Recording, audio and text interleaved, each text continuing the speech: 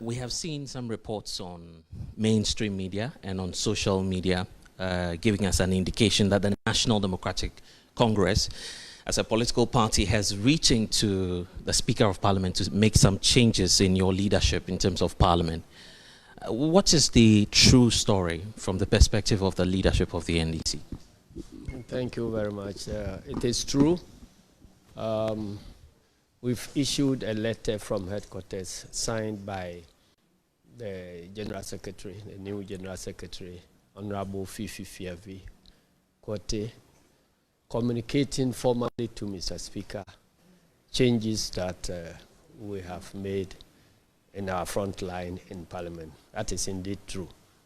And the new changes will bring on board Dr. Kesela Tuforsen as the new minority leader, Honorable Ama Kufibwa as the new deputy minority leader, and Honorable Governance Kwame Agboja as the new chief whip. And then we maintain Honorable Doyo Ganza and Honorable Ahmed Ibrahim. So this make up the new list of leadership in Parliament. There's the obvious question as to why the NDC is taking the decision now. Well, there are two questions. Why we are taking the decision and why now? And I guess the answer is the same. We started reorganization of our structures to be able to position ourselves to fight election 2024. We started that more than a year ago. We started at the branch level. We've since done elections in about 40,000 branches.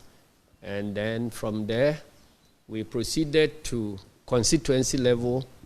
We've done largely with all the constituencies, and then we've done regional elections, and we just completed the national elections. So the next in line is to take a look at our leadership in Parliament, and that is what we've just done. So in terms of timing, it is in line with the way we are prosecuting the national reorganization. And in terms of why, it means what it tells you is that the only constant thing in nature is change. And so since the environment is changing, leadership and many other things must change along the new environment. We know, for instance, that going into election 2024, the economy is going to be the major battleground. And so many of the debates and other discussions will focus on the economy. So we better put your best man in the economy forward. And that is what we've done. And then we also looked at energy, you know, this petroleum and electricity challenges. And so we needed to settle on Kofi Amabua, our former minister, to be the deputy minority leader. And then the other area is infrastructure, and Kwame Agboja being our man in infrastructure should play a key role. So that generally is what informed the changes. But there are other things that are coincidental. You take the leadership of Parliament, we are bound to organize ourselves in such a way that by and large, we provide for regional balance and other balances in our ways of doing things. And so since it is very difficult to get representation of 16 regions in 5 appointments, you need to do a lot of mathematics. And our view is that the balance cannot be secured with only one segment of the party. So the elections have turned out certain leaders. We already have other leaders that are already existing. And then also, if we are doing appointments, we take all these as a whole to try and see how we can get a fair balance. When you look at Western region, it's one region that has not been represented on the front bench for a long while. I remember when we were in 92 thereabout, 93 thereabout, that we put somebody on the front bench for a while, and that ended it. So it's a significant region that we need to look at. So when we got the combination of Kofi Amabua from Western region, and he being also very conversant with the energy sector, we thought that it was a good choice, so we put him there. Central region is the same. As for Central region, I think we have, there too, for a long while, we haven't gotten a leader there from that time. Since the time of, I think, Amabenyuado also, we have since not gotten anybody from there. And so we felt there was a need to do this type of spread. And then when you look at the two regions that give us the highest number of MPs, Greater Accra and Volta region, they definitely have to be represented. So you have Doyo retained, and then you have Kwame Agboja also being appointed. One who asks why, because we have Dr. Aveji as a deputy minority leader then. Dr. Aveji has just informed us that he's not contesting elections again. But the good thing about this leadership is that it adds something to your weight, so that apart from your own constituency, you can also reach out to help other constituencies.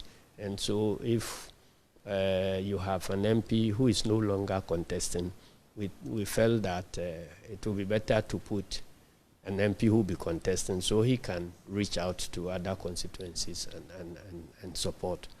And so, but a point that we need to make is that the change has nothing to do with the performance of the leaders at all.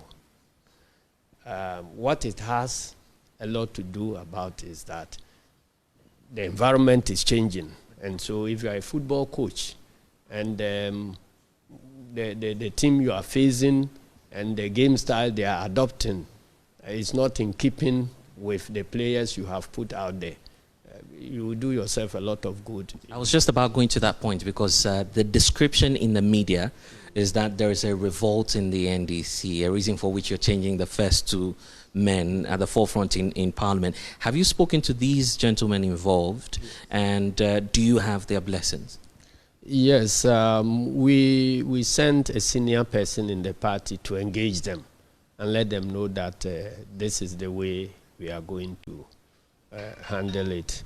Naturally, it will not be a pleasant news, but at least you need to give them the respect. So we communicated to them before writing the letters to them. And apart from the letter we have written to Mr. Speaker, each of them has been written a special letter acknowledging their contributions whilst they were in the leadership, and then thanking them and assuring them that the change has nothing to do with their competence or otherwise, but it has everything to do with the changing times and the changing field. And so that's about it. General, you are one of the longest serving party officers of the NDC. Some say we've never seen this in the history of the NDC, and that it is not strategic for you to take this decision with less than 2 years to the next general elections. What would you say to someone who would term this decision or this new appointment as not being strategic enough for the NDC? I don't know what is not strategic about this. You say you haven't seen it in NDC. You haven't seen 2022 in NDC or 2023 in NDC before. This is the only 2023 that you are seeing. And so it comes with its challenges. I have indicated to you the chronicle of reorganization events from branch to this level. And this is the best time to proceed. And so that is what we have done. But opinions are like panties. Anybody has theirs. So I guess people are free to hold their opinions. So let's explore one of such opinions, comparing Haruna Idrisu and your new minority leader, Dr. Kisela Tuforsen. Many believe that in terms of the weight, the charisma and the following they have, you would want to choose Haruna over Kisela Tuforsen, for instance? I have indicated to you why we are choosing Kisela Tuforsen, and I don't think that there's the need to rehash. And there shouldn't be any reason to compare them. We are comparing them on what basis? One is a finance expert, the other is a consummate lawyer. So are you going to compare them in the legal field or finance field or what? They are different people, so they cannot be compared. How about Muntaka? He's someone who's credited for giving you a good chance in Parliament to control the House. You recall what happened? You were there yourself in the chamber when he captured that sacred ballot for the NDC. Many say you're not rewarding him enough by this very decision to take him off. That was the need for that term. And he, as a leader, proved equal to the task. There are different sets of needs now, and different sets of talent must come on board. So that's all. Let's look forward to 2024. The NDC wants to recapture power. The NPP says they are breaking the 8. Given this new set of changes that you're doing and a number of reorganization processes that may come up in the coming days, are you certain that the NDC is on course for victory? That is why I indicated to you the reason for these changes. We are saying that the debate is going to be on the economy. And so we put our best economic foot forward. And so it tells you that we are doing this thing with an eye on victory in 2024. So everything we are doing is towards 2024. If the nation is worried about the economic circumstances, they will take a decision to change if somebody is able to offer them hope in a better government that will produce a better economy. And so you will be remiss if you don't demonstrate to the electorate what alternative you have by way of the urgent need to fix the economy. And so you can only do that when you put your best economists forward. And to tell you what, releasing Atuforsen from the ranking membership of finance will also unearth, Honorable Adongo. Right. So you have two key fighters in Parliament. One is fighting as a leader, the other is fighting as a ranking person. And I think that when their powers combine, it's only Captain Planet who can challenge them. And I recall that when you were elected yourself, some were comparing you to the other side, which is the NPP side. That would equally be done for your new leadership in Parliament. Looking at your good friend Osei Chairman Sabunsu and Alex Apanyumakin leading the NPP side, are you certain that your new leadership can do justice? Well, I'm not going to assess the performance of my opponents. I want to believe that our set of leadership will be able to match them very well and even overtake them. And so that is our belief, and that is why we've made the change. General, I'll take your word to the grassroots of the party, but even before I do that, some of the MPs we've spoken to say they've not been, quote, consulted before the announcement. Are you communicating that to them officially so that they respect the new set of names that you have put across? And what will be the next steps in Parliament as you expect it to be? That will be done when they come back. We'll be meeting them. You know, there is the type of consultation that happens immediately after winning elections when nobody is in position and you are setting up. That one, the nature of consultation is different. When you have people in positions and you are considering their removal, the nature of consultation is also different. And so the nature of consultation in a reshuffle or pending a reshuffle is different from the type of consultation you have when there is no minister at all and you are going to consider candidates for ministerial appointments. So we'll be meeting them. Your final word to grassroots of the NDC who are seeing these new changes coming, what would that represent? My word to them is that, as I indicated in my maiden address, that we are going to engage in total deployment of the human resource of the party so that everybody will have something to do getting into 2024 elections. Look at your talent and put you where you will be most impactful in the campaign. So even those who are being taken off parliamentary leadership, they will surely find very important roles where their sets of talents will come to play so that together we can move the party to victory 2024.